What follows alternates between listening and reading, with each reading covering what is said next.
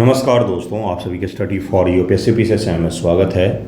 आज तारीख है 7 सितंबर 2025 और आपका 13 सितंबर को एग्ज़ाम है। और आजकल एक ही वीडियो आ रहे हैं चैनल पर, इसीलिए आ रहे हैं कि अब नए चीज़ों को पढ़ाने की या पढ़ने की ज़रूरत नहीं है। जो पहले पढ़ा चुका हूँ मैं ऑलरेडी, उसी को आपको रिवाइज़ करना चाहिए। नए चीज़ों को पढ़ने से बचिएगा। इसलिए 2-3 वीडियो अभी डालने का कोई मतलब नहीं बनता है। यही तो लास्ट का एक वीक होता है जिसमें कंप्लीट सेल्फ स्टडी करना होता है। जहाँ से भी आपने पहले पढ़ा है, अगर आपने पहले वीडियोस से पढ़े हैं तो उसको जाकर के रिवाइज़ कीजिए। अगर बुक से पढ़ा है, टेस्ट सीरीज़ का किया है, तो हर चीज़ का रिवीजन करना होता है। इस समय नए नए क्लासेस देखना, वीडियोस देखना कोई सही चीज़ नहीं होता है। ठीक है, लास्ट के एक वीक में किस चीज़ पर फोकस करें? कई सारे बच्चों का मैसेज आ रहा है, कॉल भी आ रहा है, इसके कारण से बता देता हूँ। सबसे पहला चीज़ तो यही है कि कॉन्फिडेंस को मेंटेन करके रखिएगा, क्योंकि इससे ज़्यादा ज़रूरी चीज़ कुछ भी नहीं होता लास्ट के एक वीक में और एग्जामिनेशन हॉल में प्रवेश करते समय। दूसरा चीज़ जो है वो अपने PYQ का रिवीजन अवश्य ही करें। बिहार स्पेशल खास तौर से इसको रिवाइज अवश्य रूप से करें। PYQ से अच्छे से रिवाइज करके जाएं, क्योंकि यहाँ से जो मैक्सिमम सवाल आते हैं वो PYQ बेस्ड ही आते हैं। तीसरा है आपका करंट अफेयर। जो करंट अफेयर आपने पढ़ा है उसका कंप्लीट रिवीजन होना चाहिए। अगर आप ये रिवीजन नहीं कर रहे हैं तो एग्ज़ाम में बहुत दिक्कत होगा आपको, क्योंकि 35 से 36 सवाल यहाँ से आते हैं एवरेज। क्योंकि पॉलिटी के भी सवाल करंट बेस्ड पूछ लिए जाते हैं, ज्योग्राफी में भी मैपिंग वगैरह करंट से पूछ लेता है, तो इसलिए इसको अच्छे से रिवाइज करना ही करना है। जो चौथा है वो है आपका साइंस और पांचवा है हिस्ट्री। ये ऐसे हिस्से हैं जिस पर आपको अधिक फोकस करना चाहिए। इसके अलावा ज्योग्राफी, पॉलिटी, ये सब तो आपने पढ़ा ही होगा, लेकिन इन 5 चीज़ों पर विशेष ध्यान देना चाहिए। जिस दिन आपका एग्ज़ाम होगा, एग्ज़ाम के लिए आप निकल जाएंगे, 13 को एग्ज़ाम है, तो कई सारे बच्चे 11 को निकलेंगे, कई सारे 12 को निकलेंगे, क्योंकि एग्ज़ाम का सेंटर तो दूर दूर दिया है। कोई बच्चा जहानाबाद का है तो उसका सेंटर दिया है पूर्णिया, इस प्रकार का सेंटर दिया गया है, तो आपको पता ही। और ये कोई एक बार का नहीं, हर बार का ही है। तो उस दौरान किस चीज़ पर रिवीजन करें? तो 2 चीज़ें होती हैं, बिहार का और नेशनल मतलब राष्ट्रीय इकोनॉमिक सर्वे और बजट। इकोनॉमिक सर्वे और बजट ये आपको रिवीजन करना चाहिए लास्ट के एक दिन में। जिस दिन आप पेपर देने के लिए या तो सेंटर के बाहर बैठे हुए हैं या पेपर देने गए हैं या जा रहे हैं, रास्ते में हैं, तो ईयरफोन लगा करके या फ़ोन में या PDF के द्वारा कैसे भी, या आपके पास नोट्स है तो उसके द्वारा इसको रिवाइज़ करिएगा। ये लास्ट टाइम में सबसे बेस्ट होता है जिसको आपको रिवाइज़ करना चाहिए। यहाँ से करके जाएंगे और एज इट इज़ आपके एग्ज़ाम में आ जाएगा। एक और चीज़ होता है जिसको लास्ट टाइम में रिवाइज़ करना चाहिए, वो है 2011 का सेंसस जो बिहार का है। 2011 बिहार सेंसस 2 सवाल यहाँ से गारंटी होता है, और अगर इकोनॉमिक सर्वे बजट से पूछा है तो 4 से 5 सवाल यहाँ से गारंटी होता है। अर्थात अप्रॉक्स 6-7 सवाल आपके इस 2 टॉपिक से आते हैं जो आप लास्ट टाइम में रिवाइज करते हैं। तो 2011 का सेंसस कंपलसरी है, मस्ट है, और उसके अलावा बिहार और नेशनल इकोनॉमिक सर्वे और बजट का इसको ज़रूर ही करना है। ध्यानपूर्वक कोई एक सही सोर्स से कीजिएगा, क्योंकि इस बार बहुत सारे सोर्स में गलत आंकड़े दिए हुए थे, रुटेरिया तक में गलत आंकड़े थे। मैंने जो नेशनल बजट का वीडियो बनाया था उसमें 2 आंकड़े गलत हो गए, इसलिए उस वीडियो को मैंने प्राइवेट कर दिया है। तो अपने हिसाब से कहीं से भी अरेंज करके उसको कर सकते हैं रिवाइज। लास्ट के समय मैं अभी कोई नया वीडियो तो नहीं डालूंगा इस तरह का। करंट अफेयर का एक वीडियो आएगा कल परसों में, जिससे आपका करंट का जो फरवरी का एक छोटा सा सेक्शन बचा हुआ है वो भी आपका हो जाएगा। तो इसको ज़रूर ध्यान में रखिएगा। ये मैंने इसलिए बताया है क्योंकि बहुत सारे बच्चों का फ़ोन आ रहा था और मैसेज आ रहे थे कि भाई क्या करें, किस चीज़ को करें। तो अंतिम के समय में सबसे पहला चीज़ तो मैंने आपको क्या बताया कि कॉन्फिडेंस को मेंटेन करके रखना होता है। वो नहीं तो फिर कुछ नहीं। अगर वो है तो फिर सारी चीज़ें आप कर सकते हैं, अगर वो नहीं है तो हर चीज़ को करने में आपको दिक्कत आएगा। इसलिए डरिएगा मत। थोड़ा बहुत डर तो जायज़ ही है। शुरुआत का 5 मिनट 2 मिनट और लूँगा। अगर मुझे SSC का एग्ज़ाम देने को आज आपको कहा जाएगा ना, तो आप बिल्कुल भी डरेंगे नहीं, आप जा कर के दे आएंगे, क्योंकि आपने इसकी तैयारी नहीं की है। जिस चीज़ की आपने तैयारी नहीं की, जिससे आपको एक्सपेक्टेशन नहीं, उसमें आपको डर नहीं लगता है। वहीं पर आप BPSC प्रीलियम जिसके लिए आप साल भर से खप रहे हैं, 2-2 साल से लगे पड़े हैं, तो उसको देने जाएंगे तो डर थोड़ा सा लगेगा ही।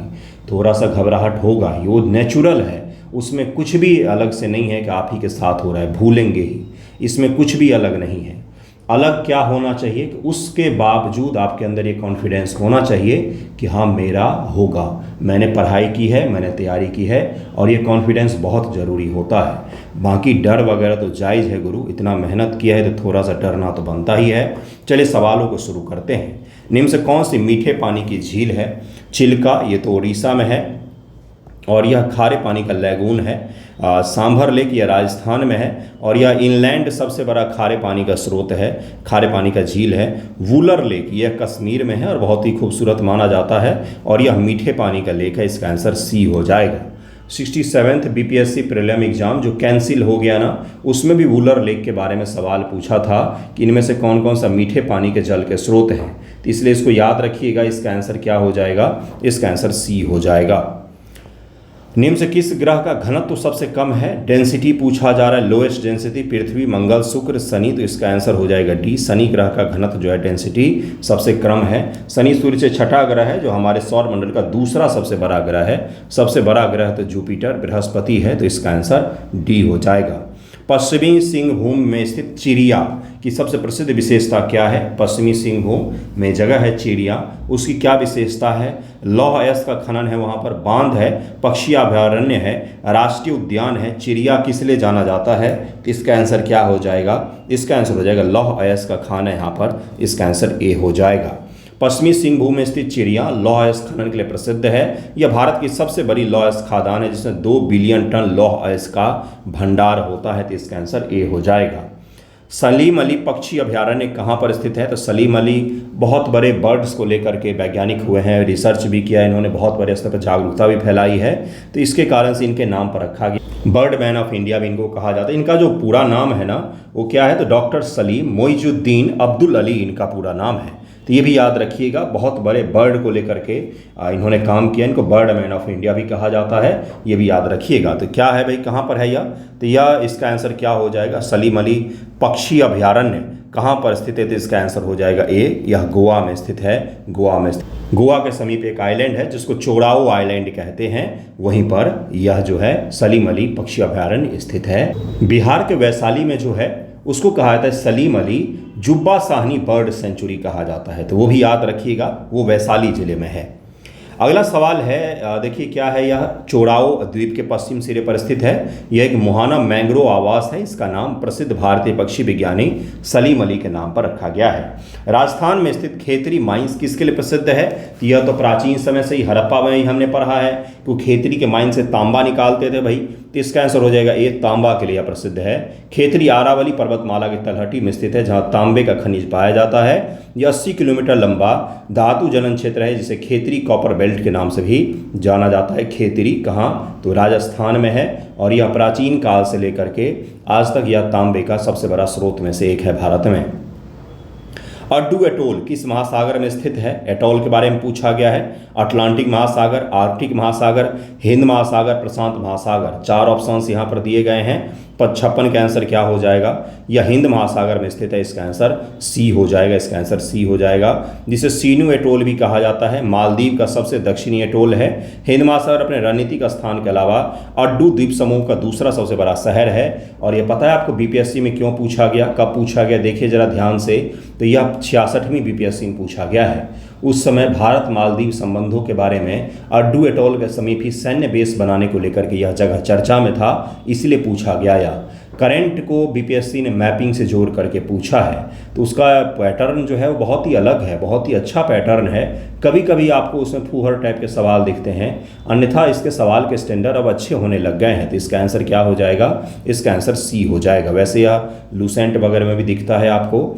मेकांग गंगा सहयोग 2000 में शुरू किया गया था, किसके साथ भाई? तो इसका आंसर हो जाएगा ए, लाओस। मेकांग गंगा सहयोग पर्यटन, संस्कृति, शिक्षा, साथ ही परिवहन और संचार में सहयोग के लिए 6 देशों का एक पहल था। इसे 2000 में लाओस के वियंतियाने में लॉन्च किया गया था। लाओस के वियंतियाने में इसको लॉन्च किया गया था। मेकांग गंगा सहयोग, दोनों नदियां हैं। गंगा भारत की प्रसिद्ध नदी है, ऐतिहासिक नदी। उसी प्रकार से मेकांग जो है वो दक्षिण पूर्व एशिया की प्रसिद्ध नदी है, जो तिब्बत से निकलती है, चीन, लाओस, कंबोडिया, म्यांमार, इन सब से बहते हुए वियतनाम के समीप दक्षिणी चीन सागर में अपना मुहाना बनाती है। ये सब ज्योग्राफी में हम पढ़ चुके हैं, मैपिंग में करवा चुका हूँ बंधुओं। तो इसका आंसर ए हो जाएगा।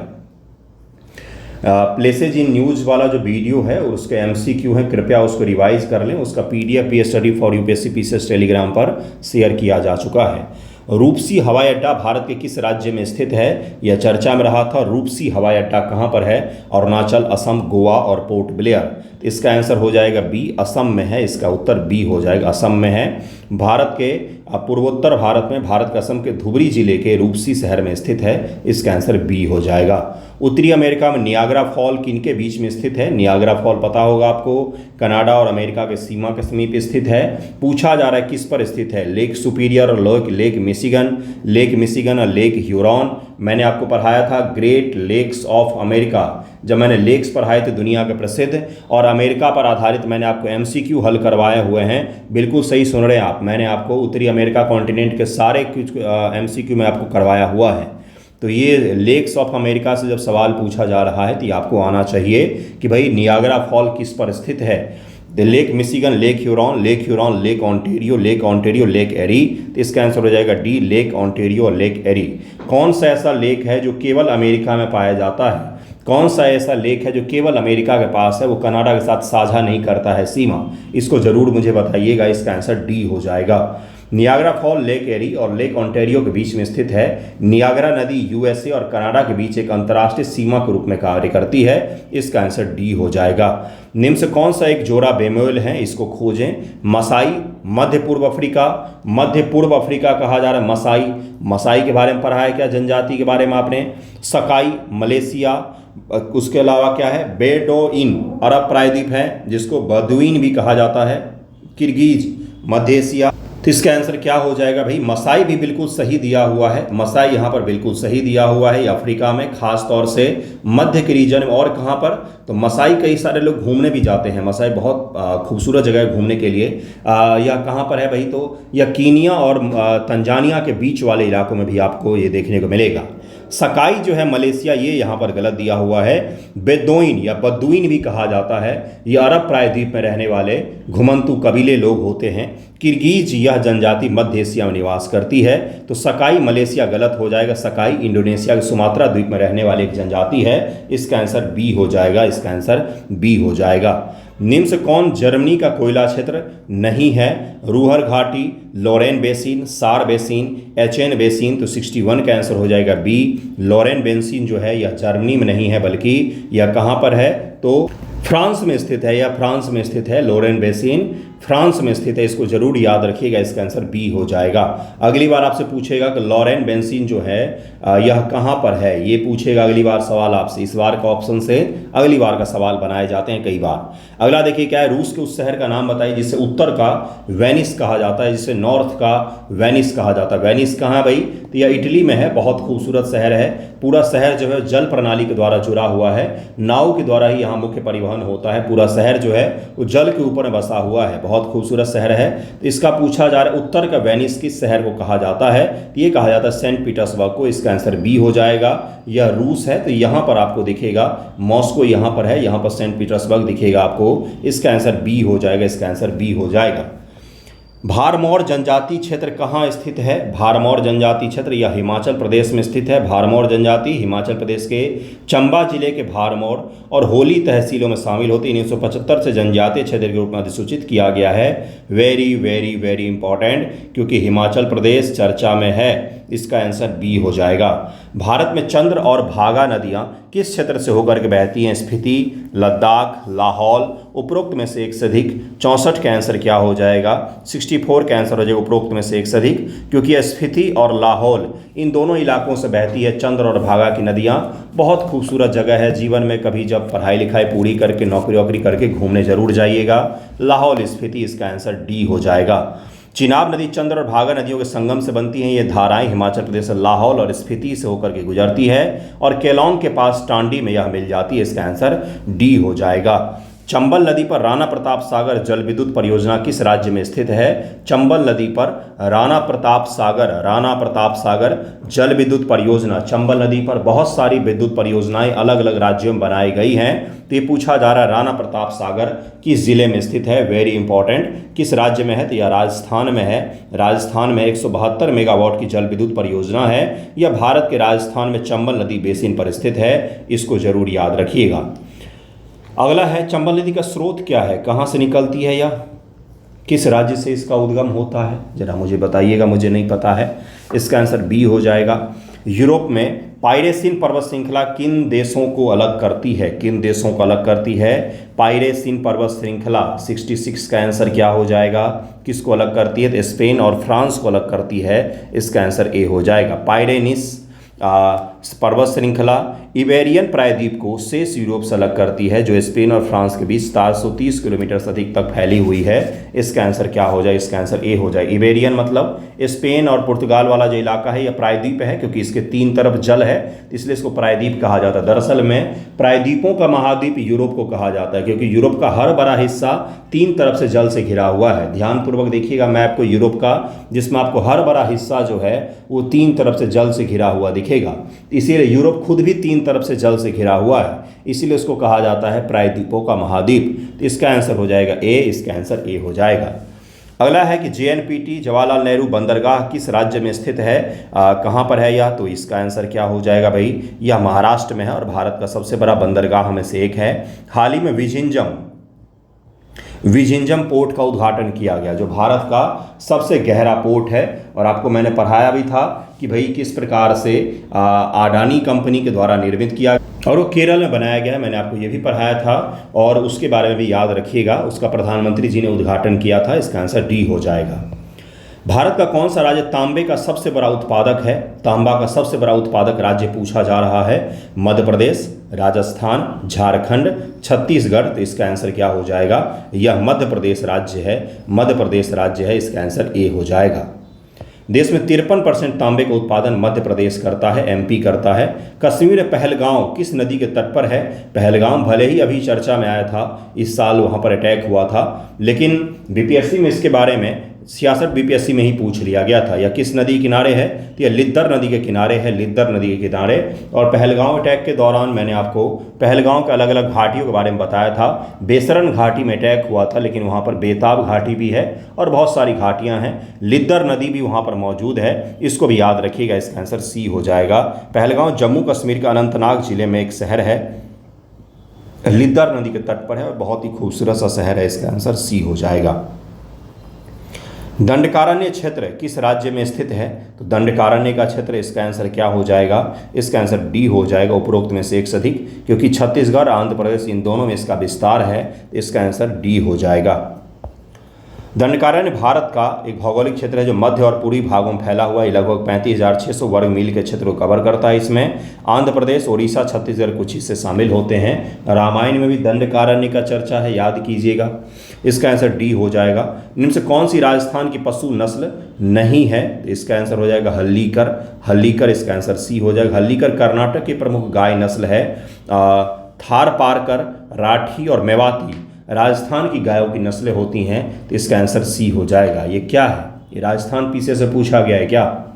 66 BPSC पुनर्परीक्षा में पूछा गया है, एक सेंटर पर शायद री एग्जामिनेशन हुआ था। तो इसका आंसर सी हो जाएगा। भौगोलिक क्षेत्र के दृष्टि से सबसे बड़ा द्वीप कौन सा है? यह जापान के द्वीप हैं, होकाइडो, होन्शु, शिकोकू, क्यूशू। तो सबसे बड़ा पूछा जा रहा है तो होन्शु द्वीप है। इसका आंसर बी हो जाएगा, होन्शु हो जाएगा। इनको आपको सीक्वेंस में लगाने के लिए भी कह सकते हैं, जिसका अगर नॉर्थ से साउथ लगाएंगे हम लोग तो क्या बनेगा भाई? तो सबसे ऊपर होकाइडो आता है, होकाइडो आएगा सबसे ऊपर, उसके बाद से होन्शु आएगा, फिर शिकोकू आएगा, फिर शिकोकू आएगा, देन क्यूशू आएगा, क्यूशू आएगा। इसको नॉर्थ से साउथ में लगा लीजिएगा। इसमें सबसे बड़ा द्वीप जो है होन्शु है, जिसका क्षेत्रफल 2,27,907 वर्ग किलोमीटर है। दुनिया का 7वां सबसे बड़ा द्वीप है। इसका आंसर बी हो जाएगा। नेक्स्ट क्वेश्चन है कि ग्रीनलैंड निम्न से किस देश का हिस्सा है। तो आजकल तो यह डोनाल्ड ट्रंप इसको शॉपिंग लिस्ट में अपना डाल करके रखे हुए हैं कि विश लिस्ट में, कि कभी भी जाकर खरीद के ले आएंगे। हाँ, उन्होंने बोला कि कनाडा और ग्रीनलैंड को हम शामिल करेंगे यूएसए में। तो ग्रीनलैंड को तो उन्होंने प्रक्रिया भी शुरू की है। तो ग्रीनलैंड वैसे किसका है भाई? तो वैसे डेनमार्क का इस पर क्षेत्राधिकार है। इसका आंसर ए हो जाएगा, इसका आंसर ए हो जाएगा। यह दुनिया का सबसे बड़ा द्वीप है ग्रीनलैंड। डेनमार्क साम्राज्य का एक स्वायत्त देश है। इस दुनिया का सबसे बड़ा द्वीप है यह। निम्नलिखित महाद्वीपों में से किस में सबसे अधिक देश हैं? यूरोप, एशिया, अफ्रीका, उत्तर अमेरिका। क्या पूछा जा रहा है? किस में सबसे ज़्यादा देश हैं? यूरोप, एशिया, अफ्रीका और उत्तर अमेरिका। तो इसका आंसर क्या हो जाएगा? सी, अफ्रीका में। एक चीज़ मैं आपको समझाता हूँ, आपको भी दिखेगा आपसे मैप। अगर आपने दुनिया का देखा होगा तो एशिया महादेश जो है इसमें बड़े बड़े देश हैं। एशिया क्षेत्रफल वाइज में सबसे बड़ा महादेश है, आपको पता होगा। लेकिन इसमें देश जो है ना उनका साइज आपको बहुत बड़ा दिखेगा, जैसे रूस, जैसे भारत, जैसे चीन, जैसे पाकिस्तान, जैसे बांग्लादेश, ये बड़े हैं। इसमें से छोटे छोटे देश बहुत कम हैं। वहीं पर यूरोप जो दिखेगा या इसका महाद्वीप का आकार छोटा है, लेकिन इसमें छोटे छोटे देश हैं। हर देश की भाषा अलग है और बहुत छोटे छोटे देश हैं। मतलब एक एशिया के एक शहर जितना बड़ा देश भी आपको यूरोप में देखने को मिलेगा। वहीं अफ्रीका कॉन्टिनेंट जो है यह काफ़ी बड़ा है और इसमें देशों की संख्या भी बड़ी है, क्योंकि इसमें बड़े देशों की संख्या कम है। इसमें मध्यम स्तर के सारे देश हैं और इनलैंड में बहुत कम वाले देश भी हैं इसमें मौजूद। तो इसका आंसर सी हो जाएगा। अफ्रीका में सबसे ज़्यादा देश हैं, 54 देश हैं। एशिया में 52 हैं, यूरोप में 49 है और अमेरिका में 23 देश हैं। अमेरिका में 23 देश हैं, जबकि उतना छोटा सा है अमेरिका प्रायद्वीप। इसका आंसर सी हो जाएगा, इसका आंसर सी हो जाएगा। 2011 की जनगणना के अनुसार भारत का वह राज्य जिसकी कुल जनसंख्या में जनजातीय जनसंख्या प्रतिशत सबसे अधिक है, यह कौन सा राज्य है भाई? तो यह मिजोरम है। परसेंटेज के हिसाब से सबसे अधिक पूछा जा रहा है, प्रतिशत के हिसाब से सबसे अधिक है। 95% विविध जनजाति मूल की आबादी के लोग यहाँ पर रहते हैं। बाय द वे अगर संख्या में पूछा जाए तो एमपी छत्तीसगढ़ में बहुत सारी संख्या में रहते हैं जनजाति, लेकिन परसेंटेज के हिसाब से हमारा नॉर्थ ईस्ट का ही कोई राज्य आएगा तो उसमें से मिजोरम इसका आंसर हो जाएगा। यह कठिन सवाल है क्योंकि इन चारों में से ऑप्शंस चुनना बहुत कठिन था। इसका आंसर बी हो जाएगा। निम्न से कौन सा कॉफ़ी उगाने वाले क्षेत्र कर्नाटक में नहीं है? कॉफ़ी, कर्नाटक सबसे ज़्यादा कॉफ़ी उत्पादक वाला राज्य है। कॉफ़ी का सबसे ज़्यादा उत्पादन कर्नाटक में ही होता है। तो कौन सा कर्नाटक का कॉफ़ी वाला क्षेत्र नहीं है? तो चिकमंगलूर, कुर्ग, बाबा बुडागिन, ये बाबा बुडान की पहाड़ी भी इसको कहते हैं, पुलनीज। तो इसका आंसर हो जाएगा डी, पुलनीज। पुलनीज तमिलनाडु में है। तमिलनाडु का प्रसिद्ध कॉफ़ी उत्पादन वाला क्षेत्र है। बाकी चिकमंगलूर, कुर्ग, ये सब बहुत फेमस कॉफ़ी के ब्रांड भी हैं यहाँ पर। इसका आंसर डी हो जाएगा। भौगोलिक क्षेत्र के दृष्टि से भारत का निम्न से कौन सा जिला सबसे बड़ा है? सबसे बड़ा जिला तो लेह है, काफ़ी बड़ा है, या इसका आंसर ए हो जाएगा। लेकिन 31 अक्टूबर 2019 से लेह भारत का सबसे बड़ा जिला बन गया। पहले कच्छ था। कच्छ जिला गुजरात भारत का दूसरा सबसे बड़ा जिला है जिसका क्षेत्रफल इतना दिया हुआ है। भारत का वह राज्य जिसमें सबसे अधिक वन्यजीव अभयारण्य है, तो यह महाराष्ट्र है। इसका आंसर सी हो जाएगा। महाराष्ट्र है। महाराष्ट्र राज्य में सबसे अधिक वन्यजीव अभयारण्य, महाराष्ट्र लगभग 42 वन्यजीव अभयारण्य है। हालांकि पूरे भारत में सबसे अधिक वन्यजीव अभयारण्य अंडमान और निकोबार द्वीप समूह में है, जहाँ पर 96 वन्यजीव अभयारण्य हैं। तो इसका आंसर सी हो जाएगा। अंडमान निकोबार भी याद रखिएगा। अटल सुरंग निम्नलिखित हिमालय पर्वतमालाओं से किस में स्थित है? अटल सुरंग उस समय बन रहा था, इसके कारण से यह चर्चा में आया था। जास्कर, लद्दाख, पश्चिमी पीर पंजाल, पूर्वी पीर पंजाल। तो इसका आंसर हो जाएगा डी, पूर्वी पीर पंजाल में है। यह हिमाचल प्रदेश में बनाया जा रहा है, जिसे रोहतांग सुरंग के रूप में भी जाना जाता है। हिमाचल प्रदेश में लेह मनाली राजमार्ग पर हिमालय के पूर्वी पीर पंजाल श्रृंखला में रोहतांग दर्रे के नीचे बनाई जा रही है। इसको अटल टनल नाम दिया गया है। लगभग 9 किलोमीटर यह लंबा है। क्यों बनाया जा रहा है भाई? क्योंकि रोहतांग जो है, रोहतांग या वर्ष भर लेह मनाली वाले हाईवे से अगर आप जाएंगे तो यह नहीं जुड़ा होता है, क्योंकि बर्फबारी बहुत ज़्यादा होती है। यहाँ पर बहुत मोटी परत बर्फ़ की हो जाती है। इसके कारण से यहाँ पर सुरंग का निर्माण किया जा रहा है ताकि 12 महीने कनेक्टिविटी रहे। अटल टनल इसको नाम दिया गया। इसका आंसर डी हो जाएगा। भारत का 13वां प्रमुख बंदरगाह किस राज्य में स्थापित होने जा रहा है? तो दरअसल में यह महाराष्ट्र में वाधावन पोर्ट बन रहा है। जेएनपीटी के उत्तर में है, नज़दीक में ही है, उसके उत्तर में है। ये भी याद रखिएगा। कई बार पोर्ट को उत्तर से दक्षिण क्रम में लगाने को दे देता है आपको, तो ये भी याद रखना है आपको। जेएनपीटी से थोड़ा सा उत्तर में स्थित है और यह कहाँ पर बन रहा है? तो यह महाराष्ट्र बनाया जा रहा है। इसका आंसर सी हो जाएगा। निम्न से कौन भारत में सौर ऊर्जा का अग्रणी उत्पादक है? तेलंगाना, कर्नाटक, आंध्र प्रदेश, राजस्थान। तो इसका आंसर डी हो जाएगा, राजस्थान है। राजस्थान में सबसे ज़्यादा सौर ऊर्जा का उत्पादन होता है, इसका आंसर डी हो जाएगा। अगला सवाल है, कर्नाटक को पीछे छोड़ दिया है। 2023 तक राजस्थान के चालू सौर ऊर्जा परियोजना में लगभग 17.8 गीगावाट ऊर्जा का उत्पादन किया गया है। अगला सवाल है 82 नंबर, हल कीजिएगा सभी सवालों को, केवल सुनना नहीं है। निम्न से कौन सा देश भौगोलिक क्षेत्र के संदर्भ में बिना सीमाओं वाला सबसे बड़ा देश है? कितना शानदार सवाल पूछा है बीपीएससी ने, कितना शानदार सवाल है। आपको लग रहा है क्योंकि पीवाईक्यू में आपने देख लिया है, आंसर भी आपको पता है। इमेजिन कीजिए कि इस तरह के सवाल आपको 13 तारीख को मिले, ये कठिन हो जाएगा ये सवाल हल करना।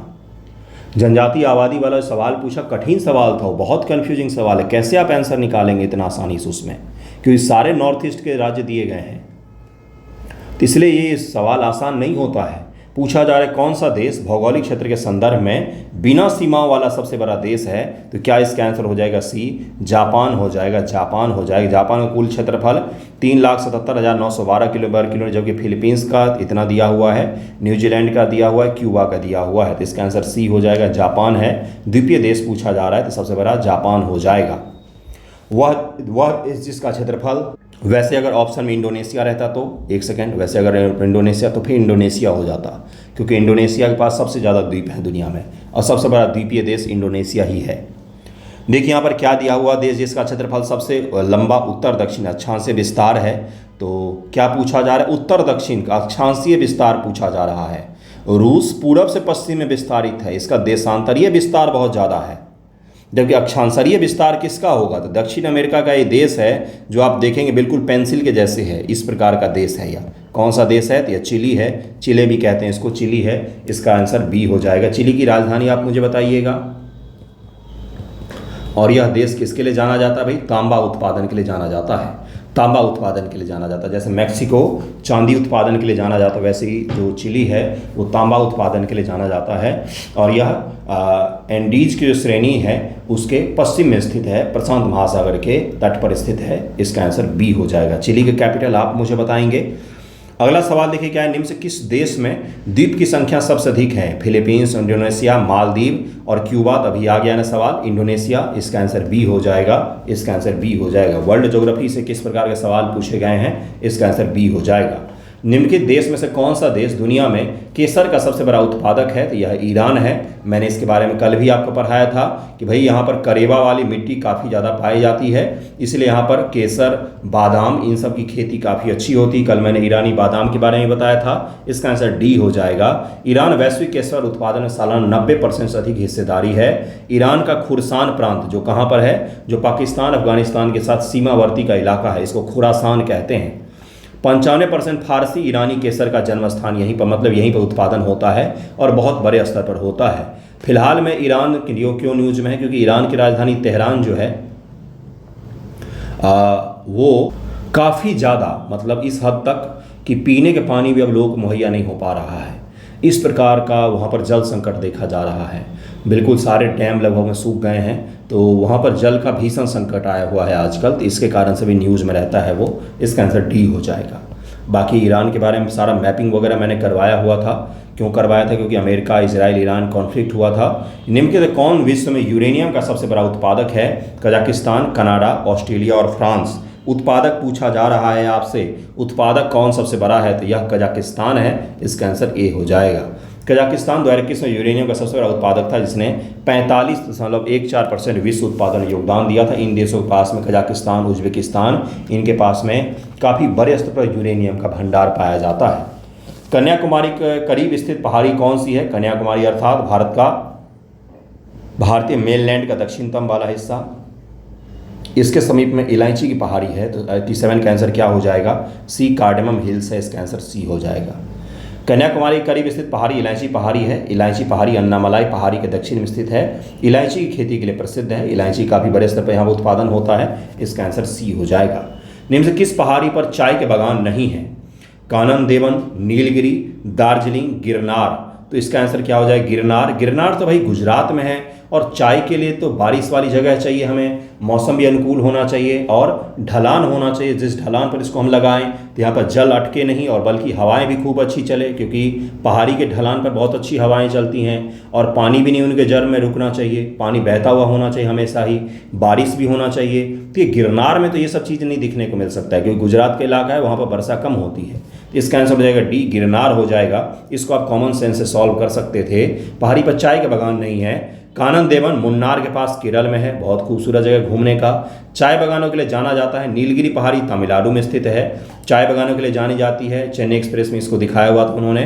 पश्चिम बंगाल में दार्जिलिंग भी अपने चाय के लिए जाना जाता है, और दार्जिलिंग चाय दुनिया की सबसे अच्छी चाय होती है। वो चाय पत्ती नहीं जो आप और हम पीते हैं सुबह सुबह दूध डाल के, वो वाला नहीं होता, ये बिल्कुल अलग होता है। निम्न से किस क्षेत्र में प्रवाल भित्तियां नहीं पाई जाती हैं?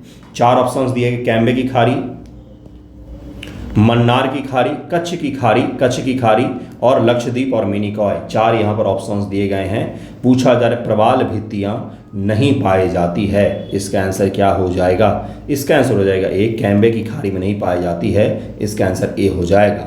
खंबात की खाड़ी में कोई प्रवाल भित्ति नहीं पाई जाती है, और भारत में प्रवाल भित्तियां कच्छ की खाड़ी, मन्नार की खाड़ी, पाक की खाड़ी, अंडमान निकोबार, लक्षद्वीप समूह सहित कई क्षेत्रों में पाई जाती है, इसका आंसर ए हो जाएगा। 2011 जनगणना के अनुसार निम्नलिखित धार्मिक समूहों में से किसने साक्षरता दर का उच्चतम प्रतिशत दर्ज किया? किस धार्मिक समूह में सबसे ज़्यादा लिटरेसी रेट है? और वो धार्मिक समूह कभी आपको हुड़दंग करता हुआ नहीं दिखेगा, है ना?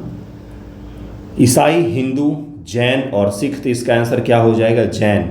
इसका आंसर सी हो जाएगा। जैनिज्म में लिटरेसी रेट सबसे ज़्यादा है 86.73%।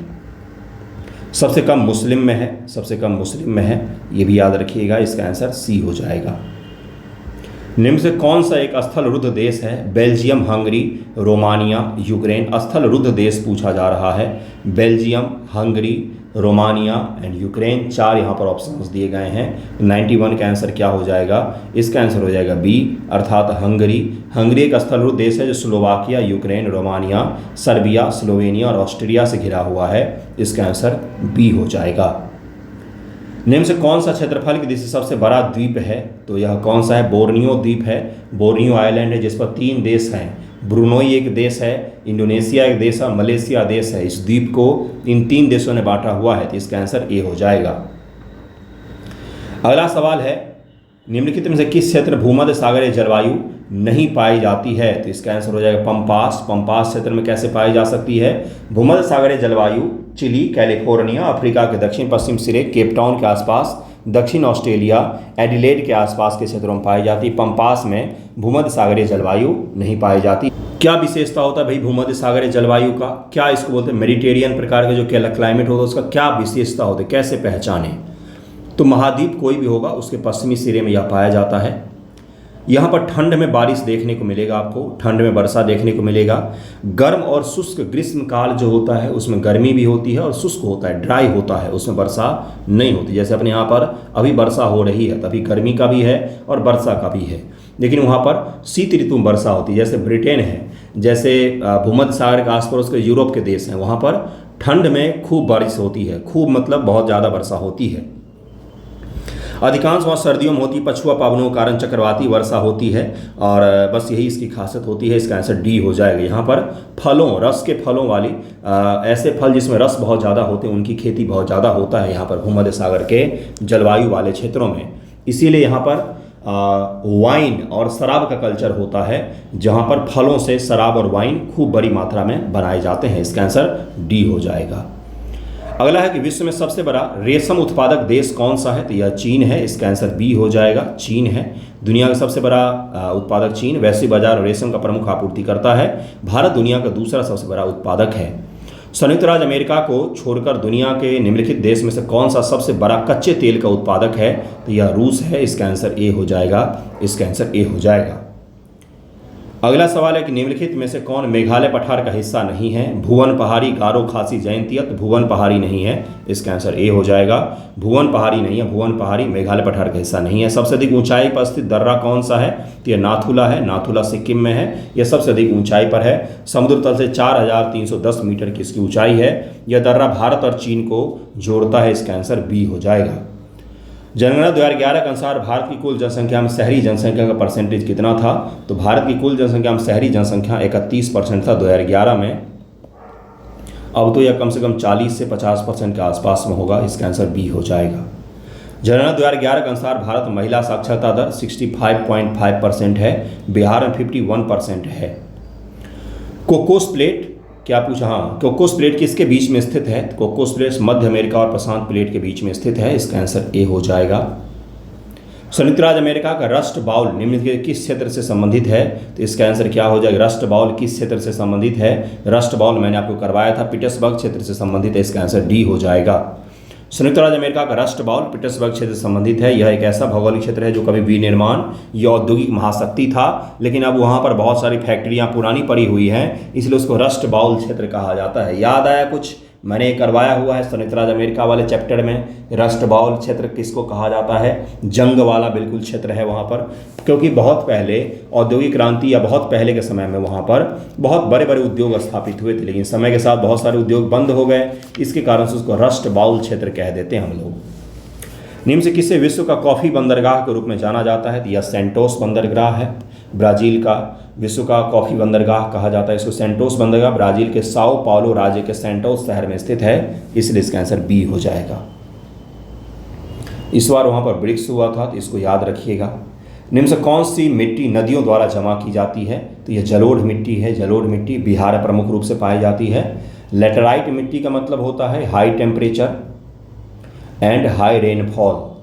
ये दोनों जहाँ पर ज़्यादा होती हैं वहाँ पर लेटराइट होती हैं। और यह कैश क्रॉप अर्थात जो उत्पाद होते हैं नगद उत्पाद वाले, क्या नगदी फसल जिसको कहा जाता है, उसके लिए जाना जाता है इसको।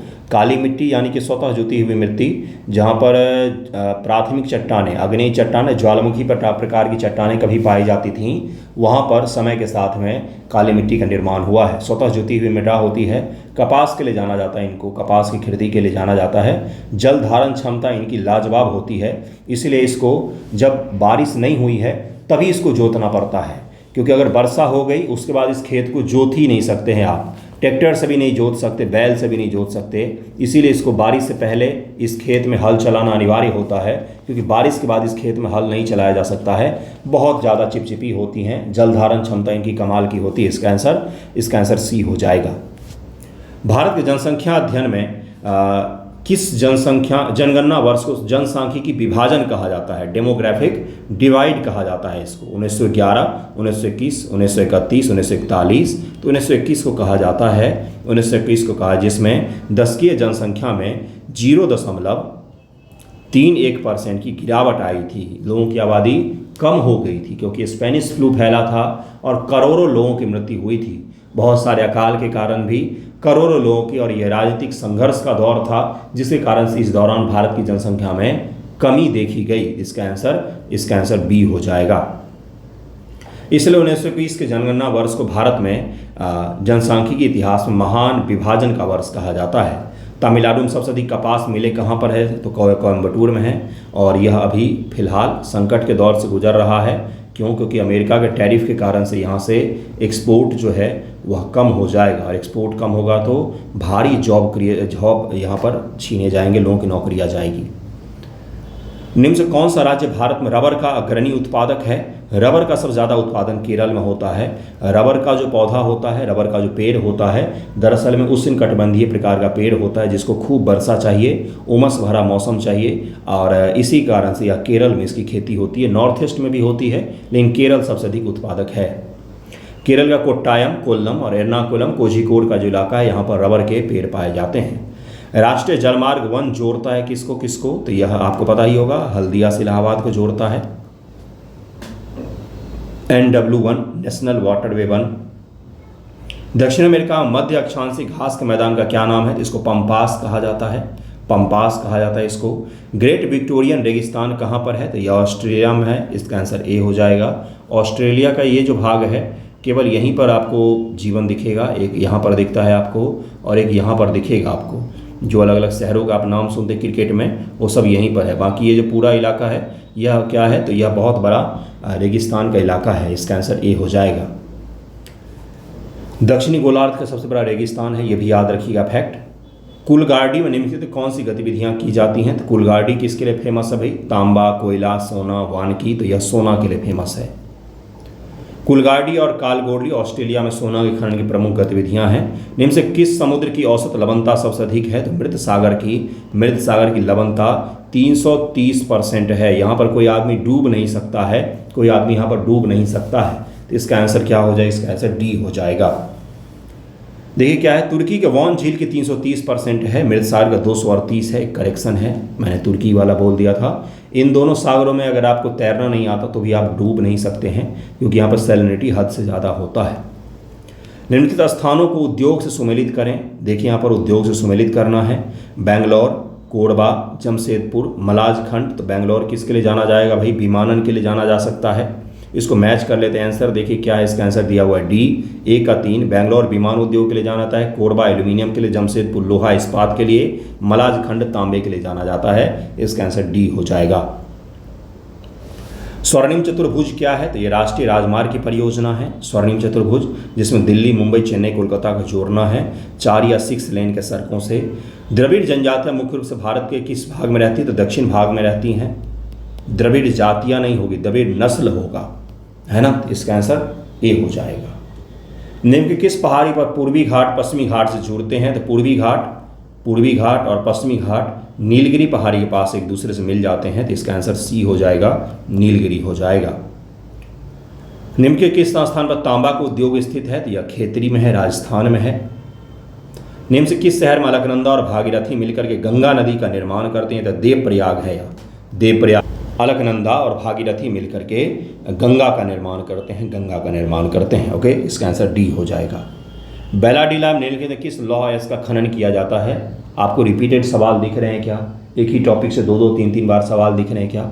इसलिए PYQ जरूरी होता है ना, क्योंकि उसके ऑप्शन से, उसके एक्सप्लेनेशन से अगले वर्ष के सवाल बनाए जा सकते हैं। UPSC में भी सेम चीज़ होता है। बहुत सारे बच्चे आपको बोलते मिलेंगे कि UPSC में रिपीटेड सवाल नहीं आता। उन्होंने कभी जीवन में UPSC का यू भी नहीं पढ़ा होता, इसीलिए वो इस तरह की बावला वाली बातें करते हैं। UPSC में भी भर भर के सवाल रिपीट होते हैं, यहाँ तक कि पॉलिटी के तो मैक्सिमम सवाल रिपीटेड ही होते हैं। आपको मैं दिखा दूंगा, सेम कॉन्सेप्ट से सवाल पूछे जाते हैं कई बार। इसलिए PYQ सबसे पहला उसका एनालिसिस करना है डिटेल में, फिर नए MCQ, फिर टेस्ट सीरीज, करंट अफेयर, हर चीज़ इस तरह से करना होता है पीडीएम के लिए। बेलाडीला किसके लिए जाना जाता है भाई? किस लौह अयस्क का खनन किया गया? बेलाडीला से किस लौह अयस्क का खनन किया जाता है? कौन सा लौह अयस्क होता है वहाँ पर? तो हेमेटाइट प्रकार का लोहा होता है। ए आंसर हो जाएगा। बेलाडीला छत्तीसगढ़ के बस्तर जिले में है। यह उच्च श्रेणी के हेमेटाइट अयस्क के उत्पादन के लिए जाना जाता है। बेलाडीला खादान एशिया की सबसे बड़ी मशीनीकृत खादान है जो छत्तीसगढ़ में स्थित है। पेनिन्स यूरोप, अपलासियन अमेरिका, आरावली भारत किसके उदाहरण हैं? तो ये सब के सब जो हैं काफ़ी पुराने हैं, पुराने फोल्ड पर्वत के उदाहरण हैं, पुराने फोल्ड माउंटेन्स के उदाहरण हैं, पुराने वलित पर्वतों के उदाहरण में से एक हैं। या पेनिन्स यूरोप, अपलासियन अमेरिका और आरावली भारत पुराने वलित पर्वत के उदाहरण हैं। ये पर्वत तृतीय काल से पहले मौजूद थे और अपर्दन की क्रिया इनका ऊपरी भाग घिस गया है, इसलिए छोटे दिखते हैं। कभी यह जिस प्रकार से हिमालय बना है मुड़ने से फोल्डेड, उसी प्रकार से इनका भी निर्माण हुआ था। हिमालय नवीन वलित पर्वत हैं और यह सब ओल्ड वलित पर्वत हैं। इसका आंसर डी हो जाएगा।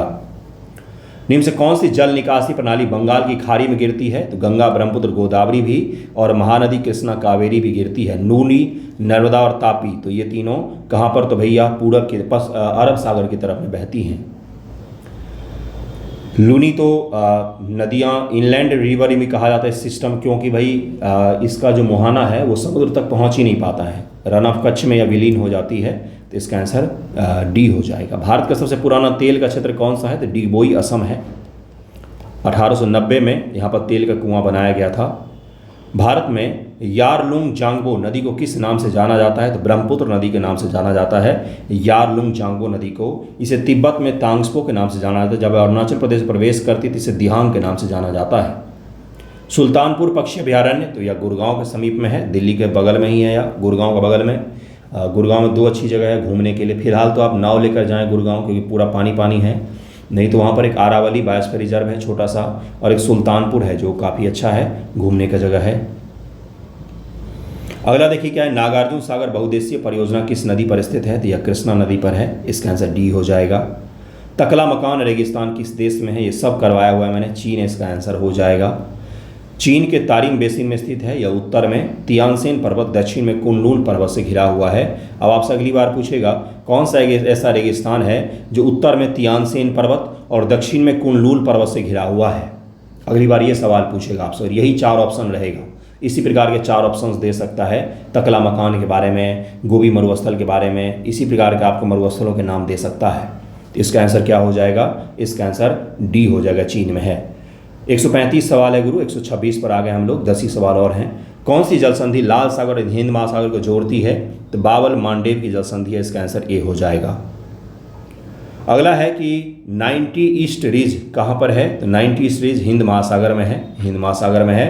5000 किलोमीटर लंबा और 200 मीटर चौड़ा है। बंगाल की खाड़ी से दक्षिण पूर्व भारतीय रिज तक फैली हुई है यह। फोल्डिंग का परिणाम क्या होता है? तो ओरोजेनेटिक बल, इसका आंसर सी हो जाएगा। ओरोजेनेटिक बल के कारण ही फोल्डिंग होता है। ओरोजेनिक अर्थात एक पर्वत निर्माण प्रक्रिया है जिसमें गंभीर फोल्डिंग की प्रक्रिया शामिल होती है। पृथ्वी का जो ऊपर का हिस्सा है यह मुड़ता है, जिससे पर्वतों का निर्माण होता है। तो इसका आंसर सी हो जाएगा। निम्न से कौन सी राजधानी शहर नहीं है? तो सिडनी, इसमें से सिडनी शहर नहीं है। बाकी कैनबरा भी राजधानी है, वेलिंगटन भी और रियाद भी। कैनबरा ऑस्ट्रेलिया हो गया, वेलिंगटन न्यूजीलैंड हो गया, रियाद तो सऊदी अरब हो गया। इसका आंसर बी हो जाएगा। अगला है, ये देखिए यहाँ पर लिखा हुआ है, न्यूजीलैंड की राजधानी है वेलिंगटन। मैच वहाँ पर होते रहते हैं भाई। अमृतसर और शिमला लगभग एक ही अक्षांश पर स्थित है, लेकिन उनकी जलवायु के अंतर किस कारण से है? तो उनकी हाइट के कारण से, एल्टीट्यूड के कारण से, उनके ऊंचाई अलग अलग हैं। इसीलिए अमृतसर जहाँ पर गर्मी भी पाई जाती है, लेकिन शिमला खुशनुमा मौसम के लिए जाना जाता है। झारखंड में कोयला खदानें कहाँ पर स्थित है? तो यह झरिया में है। झरिया, इसका आंसर ए हो जाएगा। झरिया बोकारो, गिरिडीह और रामगढ़ में है। दक्षिणी गोलार्ध में सबसे लंबा दिन कब होगा? दक्षिणी गोलार्ध में पूछ रहा है, तो इसका आंसर हो जाएगा बी, 22 दिसंबर को। नेक्स्ट सवाल है कि ग्रेट बैरियर रीफ कहाँ पर स्थित है? तो यह ऑस्ट्रेलिया में स्थित है। यह ऑस्ट्रेलिया है, तो यहाँ पर ग्रेट बैरियर रीफ है। प्रवाल भित्तियों का एक बहुत ही लंबा सा ग्रेट बैरियर रीफ है, जो धीरे धीरे अब प्रवाल विरंजन का शिकार हो रहा है। प्रवालों की मृत्यु हो रही है वहाँ पर। यह इतना बड़ा है कि इसको स्पेस से भी देखा जा सकता है। यह प्रवाल भित्तियों के द्वारा बनाया गया है। अगला है कि भारत में अधिकतम वर्षा मुख्य रूप से किस में होती है? तो दक्षिण पूर्व मानसून के कारण से होती है। दक्षिण पूर्व मानसून के कारण भारत में अधिकतम वर्षा होती है। दक्षिणी गंगोत्री कहाँ स्थित है? तो अंटार्कटिका में है। रिसर्च सेंटर है भारत का, अंटार्कटिका में है। अगला है, यूरोप की एक पर्वत श्रृंखला है, कौन सी? तो आल्प्स है। इसमें से आल्प्स है। हिमालय तो एशिया में हो गया। एंडीज दक्षिण अमेरिका, रॉकीज उत्तरी अमेरिका में हो गया। दक्षिण अमेरिका की सबसे लंबी नदी कौन सी है? तो अमेजन नदी है। आल्प्स पर्वत मध्य यूरोप में स्थित है। आल्प्स का विस्तार फ्रांस, ऑस्ट्रिया, जर्मनी, स्विट्जरलैंड में है। दक्षिण अमेरिका की सबसे लंबी नदी अमेजन हो गया, ब्राजील में बहती है, विषुवत के समीप ही। सही मिलान करना है आपको, सबसे गर्म, सबसे ठंडा, सबसे नम और सबसे सूखा, और इधर दिया हुआ जगह उसको मैच करना है आपको। तो दुनिया में सबसे गर्म सहारा रेगिस्तान, सबसे ठंडा अंटार्कटिका, सबसे नम तो मेघालय में चेरापूंजी, और सबसे सूखा तो चिली का अटाकामा रेगिस्तान हो गया। भील जनजाति कहाँ पाई जाती है? तो 139 और लास्ट सवाल यही है। तो महाराष्ट्र में पाई जाती है। इसमें से महाराष्ट्र में हो जाएगा। महाराष्ट्र, राजस्थान, गुजरात, एमपी, इन सभी इलाकों में भील पाए जाते हैं। ज्योग्राफी का अपना 71 बीपीएससी को लेकर के आखिरी वीडियो था, है ना। अपनी तरफ से मैंने साइंस कंप्लीट किया हुआ है, फिजिक्स, केमिस्ट्री, बायोलॉजी के मिला करके अप्रॉक्स 30 से ज़्यादा वीडियोज़ हैं। उसको जा कर के देख सकते हैं आप। कौन सा ऐसा कॉन्सेप्ट नहीं है जिस पर मैंने नहीं करवाया होगा। ज्योग्राफी के भी ढेरों सारे वीडियोज़ हैं, हिस्ट्री के भी हैं, इकोनॉमिक्स भी करवाया है मैंने आपको, करंट अफेयर तो इतने सारे एमसीक्यू करवाए हैं। तो अपनी तरफ से तो मैंने सारा कुछ दिया है आपको। अब आपके ऊपर में कि आपने कितना कुछ उसमें से लिया है, सृजित किया है, उसमें से कितना कुछ आपने गैदर किया है। तो ज्योग्राफी आज अपना कंप्लीट हो गया। थैंक यू सो मच आप सभी का वीडियो देखने के लिए। कल परसों में करंट भी एक वीडियो होगा ज़्यादा से ज़्यादा, वो मैं करवा दूंगा 1-2 वीडियो। उसके बाद से एक वीडियो ही अभी आएगा। क्यों आएगा? क्योंकि सेल्फ स्टडी कीजिए, प्लीज़ समझिएगा इस चीज़ को। अभी जो माया जाल फैलाया हुआ है ना यूट्यूब पर कि ये पढ़ लो, वो पढ़ लो, ये हो जाएगा, वो हो जाएगा, ये पेपर सॉल्व कर लो, वो पेपर सॉल्व कर लो, कुछ नहीं होने जाना उससे। आपको लग रहा है कि बीपीएससी ने जो पिछले महीने पेपर लिया उससे सिविल सर्विसेज में सेम सवाल देगा? किस दुनिया में जी रहे हैं आप? हो सकता है कोई ये कॉन्सेप्ट टकरा जाए, लेकिन उनसे ज़्यादा ज़रूरी है कि जो आपने पढ़ा है उसको रिवाइज करें। थोड़ा सा तार्किक ढंग से सोचेंगे तो सही लगेगा आपको। ठीक है, बाकी 48 मिनट का 49 मिनट का वीडियो हो गया। थैंक यू सो मच आप सभी का वीडियो देखने के लिए।